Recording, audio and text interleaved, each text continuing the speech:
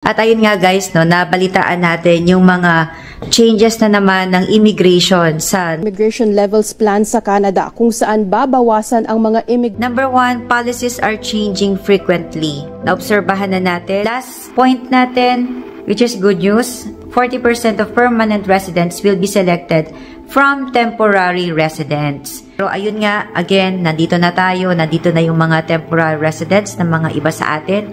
So, let's just do our best, and kung ano yung talagang para lang sa atin, ano yung magiging mabuti sa atin, ipagkakaloob sa atin ng Diyos, na yun, ipagkatiwala na lang natin yung future natin. Kaya yun, let's just do our best and isurrender yung resulta. So, whatever resulta, kung ma-PR or hindi ma-PR, always na may pag-asa. Hindi lang po dito sa Canada ang pag-asa. Meron pa rin na naghihintay na pag-asa sa labas ng Canada. Or there might be a case na hindi man para sa'yo ngayon, pero in the future, kung talagang para sa Canada ka, ibabalik ka dito sa Canada. So, let's just protect our mental health. Hi guys! Today ay Tuesday po, 10 AM ng umaga dito sa Edmonton City, Canada. At ayun nga guys, no, nabalitaan natin yung mga changes na naman ng immigration sa number of permanent residents and even mga changes sa temporary residents. Ngayon pala kami magbubukas ng bintana. And nag-ayos pa ako kanina sa taas. So, ang bubuksan ko 3 window.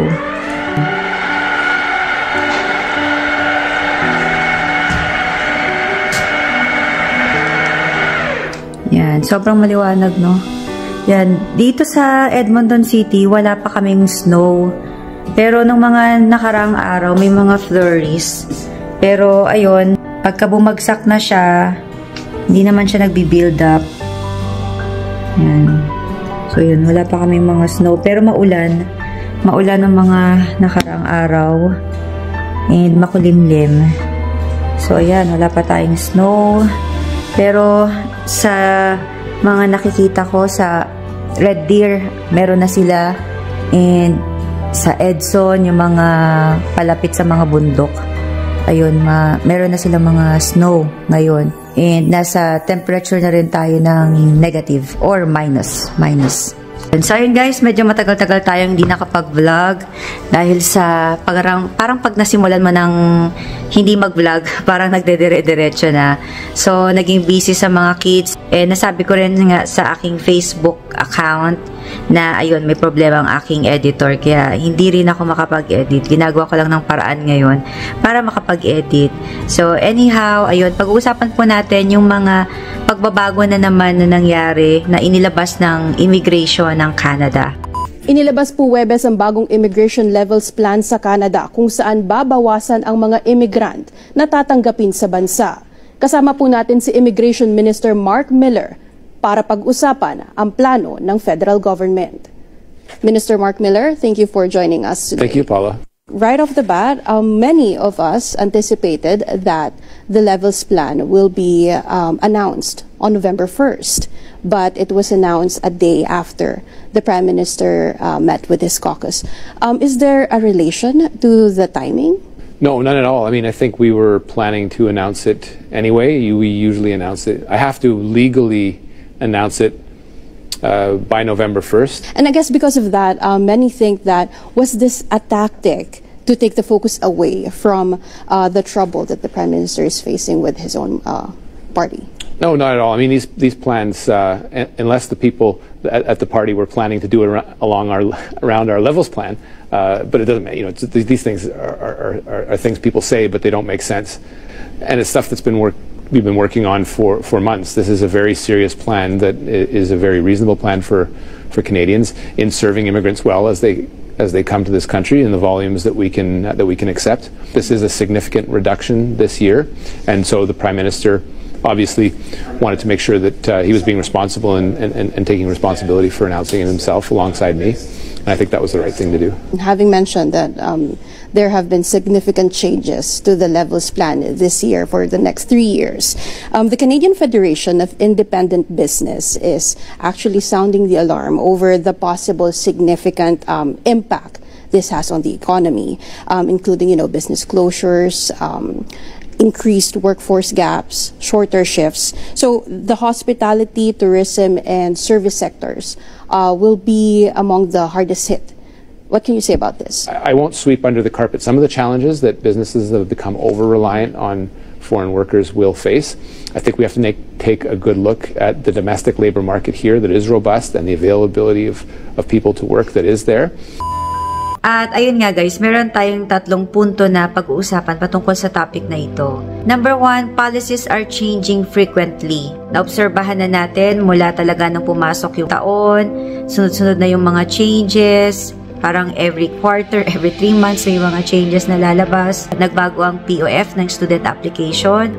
Naapektuhan din yung pagsama or pag-include ng mga OWP. Nagkaroon ng certain requirements about this.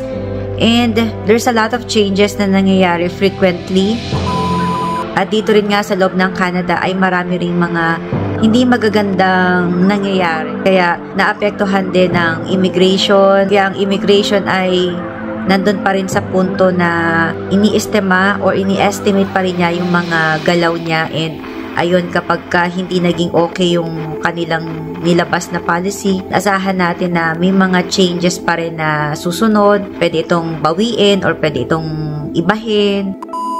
And after all, yung mga changes na ito ay para sa economy ng Canada, and ang immigration nagkaroon siya ng pros and cons eh. Maganda yung epekto ng immigration ng mga nakaraang taon, pero ngayon nagkakaroon ng mga bad effect. So yun lang din talaga yung nakikita ko na disadvantages or yung negative effect ng mass immigration ay hindi handa yung Canada. And I'm hoping na somehow yung government ay inihanda rin yung Canada mismo, ang infrastructure, ang healthcare, and actually talagang mahirap din yung sitwasyon kasi at the same time kulang ang labor force sa certain industry na ito. Example na lang natin sa healthcare. So hindi rin nila ganun na ma-enhance ang healthcare dahil nga kailangan nila ng tao, and at the same time yung pagpasok naman ng mga tao ayun, dumadagdag naman sa problema ng housing.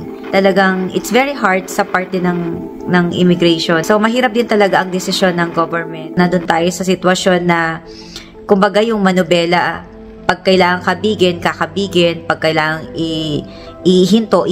So parang ganun yung nagiging sitwasyon ng immigration ngayon.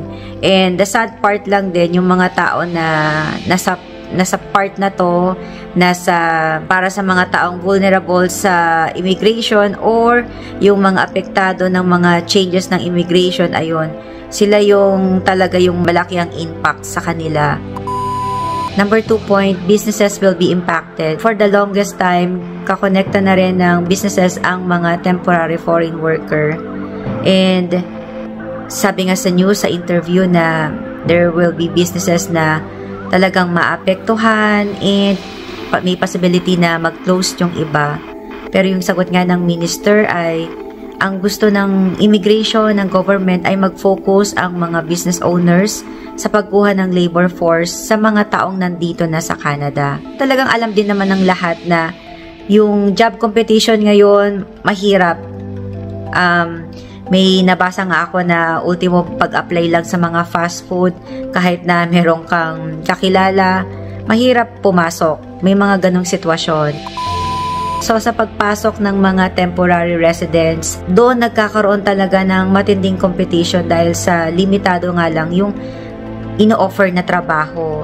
Pero as the businesses are claiming na malaki yung reliance nila sa temporary foreign worker because they are citizens or permanent residents na hindi okay sa trabaho or hindi nila gusto yung trabaho. Kaya itong mga business owners na to, napipilitan na maghanap ng temporary foreign worker para sa trabaho.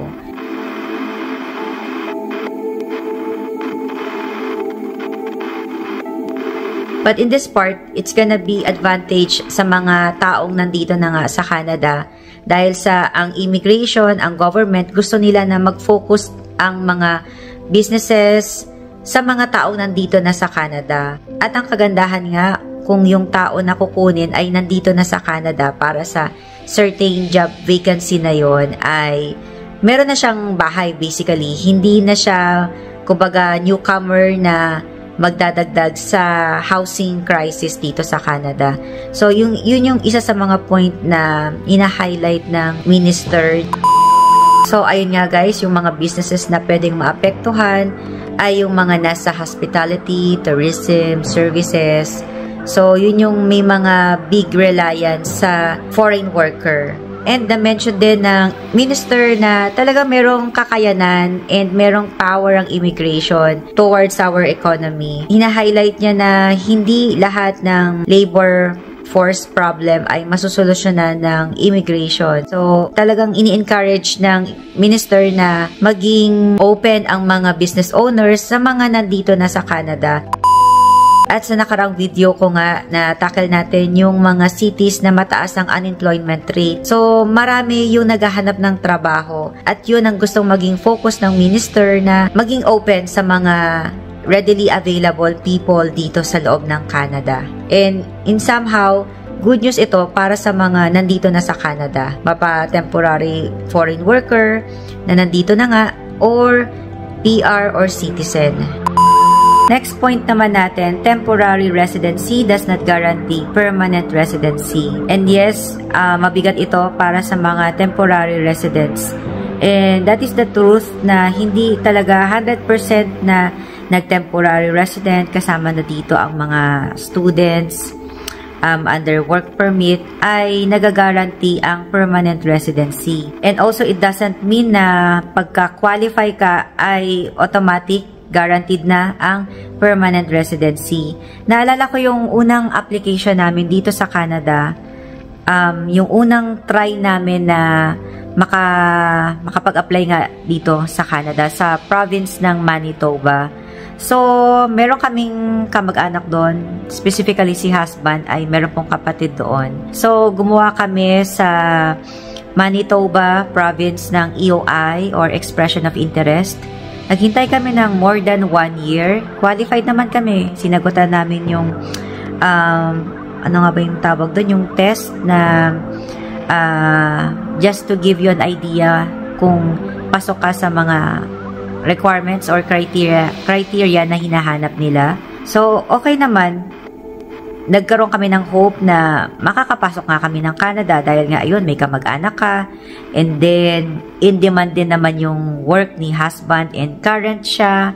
So, you have all this hope na ayun, mabubunot din tayo, madodraw din tayo dito sa Manitoba. Naghintay kami ng more than 1 year and going to 2 years. Tapos, sabi ko, kailangan mabigyan ng oras to na tingnan natin bakit hindi tayo nabubunot. And then, we realized, nagkaroon na ng time na maupuan yung application and ayun nga, nakita namin na hindi umaabot yung score namin sa cut-off draw. Kumbaga, magsisimula siya sa taas. Pag na-reach na niya yung pinaka-peak, doon ulit siya sa pinaka-bottom. Which is, hindi kami doon aabot. Hindi kami doon aabot. So, yun yung malaking sampal sa amin no, na hindi pala dahil sa qualify ka, magagaranti na madodraw ka, guarantee na magiging permanent resident ka sa application. So, I was reminded of that situation namin. That is the sad reality. Competition ay talagang nagiging tight. Marami ang nag-a-apply. Nag-spike yung number of temporary residents and sa panahon ngayon, bumababa naman ang quota nila sa permanent residents. Mataas na mataas ang temporary residents and then bumababa naman ang number of permanent residents na gusto nilang maisama lang. So talagang hindi match. So doon pa lang talagang it will not guarantee a temporary resident na maging PR. And ngayon, na-observe natin, may mga targeted industry, healthcare, construction, information technology. So, yung mga wala sa ganitong industry na nagiging stiff sa kanila yung PR application. And last point natin, which is good news, 40% of permanent residents will be selected from temporary residents. So, swerte and may pag-asa yung mga nandito na sa loob ng Canada. So, ang mga temporary residents katulad ng mga student, open work permit holders, so lahat yan, open or closed. So, merong tsansa na makapag-apply ng permanent residence. Again guys, kailangan gawin natin yung mga research natin, ano ba yung mga akmang pathway para sa atin, and paghandaan natin yung mga requirements ahead of time. So, yung mga language test, yung mga ICA or Educational Credential Assessment. So, paghandaan natin yung mga requirements na yon dahil sa malaki rin po ang competition. So, again, meron pa rin competition dahil sa malaki nga ang number of temporary residents compare sa magiging PR lang. Pero ayun nga, again, nandito na tayo, nandito na yung mga temporary residents ng mga iba sa atin. So, let's just do our best, and kung ano yung talagang para lang sa atin, ano yung magiging mabuti sa atin, ipagkakaloob sa atin ng Diyos, na yun, ipagkatiwala na lang natin yung future natin. Kaya yun, let's just do our best and isurrender yung resulta. So, whatever resulta, kung ma-PR or hindi ma-PR, always na may pag-asa. Hindi lang po dito sa Canada ang pag-asa. Meron pa rin na naghihintay na pag-asa sa labas ng Canada. Or there might be a case na hindi man para sa'yo ngayon, pero in the future, kung talagang para sa Canada ka, maibabalik ka dito sa Canada. So, let's just protect our mental health. And alam ko, hindi naman din talaga madali para sa mga temporary residents ang sitwasyon ngayon. Lalo na sa mga patapos na yung duration ng permit, ng status. All we can do talaga is talaga mag-pray lang and give us the strength of heart sa sitwasyon na ito and ipagkatiwala yung future natin sa Diyos.